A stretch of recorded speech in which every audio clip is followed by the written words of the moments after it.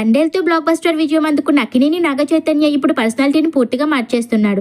ఇన్నాళ్ళు love, family జోనర్లలో ఎక్కువగా కనిపించిన చైతు ఈసారి ఓ మాస్ యాక్షన్ థ్రిల్లర్లోకి అడుగుపెట్టాడు.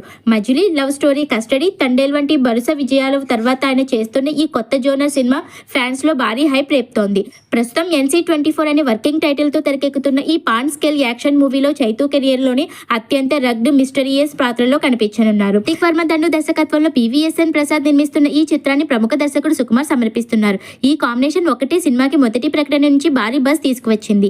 Heroine Meenakshi Chaudhary first look ఇటీవలే బయటకు వచ్చింది. ఆమె దక్ష అనే పురావస్తు శాస్త్రవేత్త పాత్రలో కనిపించడం అందరినీ ఆశ్చర్యపరిచింది. గుహల చీకట్లో ఏదో రహస్యాన్ని ఛేదిస్తున్నట్లుగా ఉన్న ఆ poster cinema mythical action adventure tone పూర్తిగా సెట్ చేసింది.